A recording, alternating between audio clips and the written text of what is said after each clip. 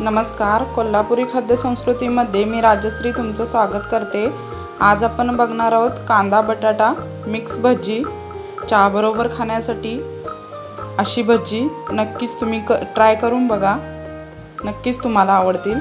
तर मी ते भजी करण्यासाठी कांदा बघा असा स्लाइसमध्ये कट करून घेतलाय उभा आणि असा मस्त फोडून घेतलाय।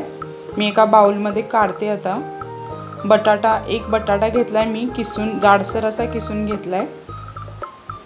त्याच्यानंतर मी इथे 2 हिरव्या मिरच्या घेतल्यात, कोथिंबीर बारीक चिरून घेतली आहे। बेसन पीठ इथे मी 2 चमचे आधी घालणार आहे आणि लागलं तर वरून थोडं अजून घालणार आहे। इथे मी पाव चमचा हळद घातली आहे, पाव चमचा खायचा सोडा, मीठ अर्धा चमचा, अर्धा चमचा ओवा हातावर असा चुरायचा आणि मग वर घालायचा। 1 चमचाभर होईल एवढं तांदळाचं पीठ। याच्यामध्ये आपल्याला जास्त असं पाण्याचा वापर नाही करायचा। आता मी हे पीठ मस्त असं कालवून असं भज्याचं पीठ तयार करणार आहे। तर मी इथे 1-2 चमचे पाणी घातलंय, एवढंच, मी जास्तीचं पाणी नाही घालणार आहे। कांदा आणि मीठ घातल्यामुळे त्याला पाणी सुटतं।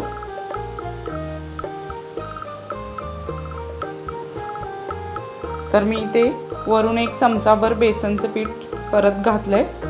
सगळं मिळून मी 3 चमचे बेसन पीठ आणि 1 चमचा तांदळाचं पीठ। तांदळाचं पीठ आपल्याला घालायचं आहे कारण त्याला कुरकुरीतपणा येण्यासाठी।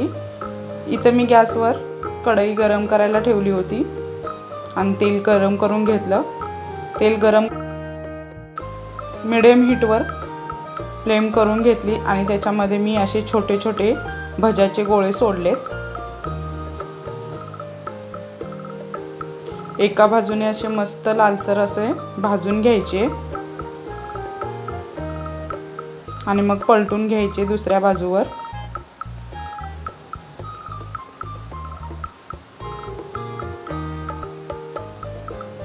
दोन्ही बाजूने असे मस्त लालसर भाजले की आपण याला आता काढून घेऊया।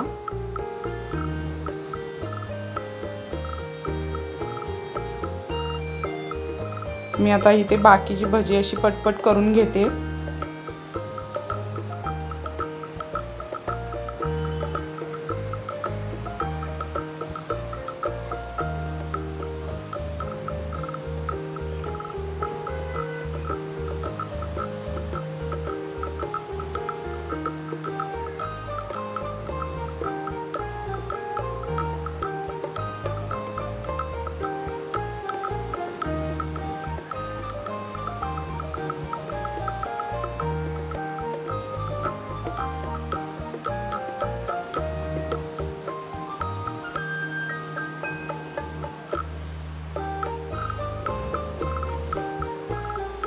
इथे मी सगळी भजी अशी तयार करून घेतलेत।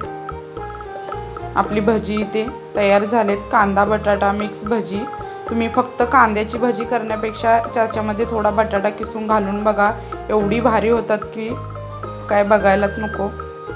मी इथे सगळी प्लेटमध्ये अशी काढून घेते, त्याच्याबरोबर हिरवी मिरची झणझणीत अशी।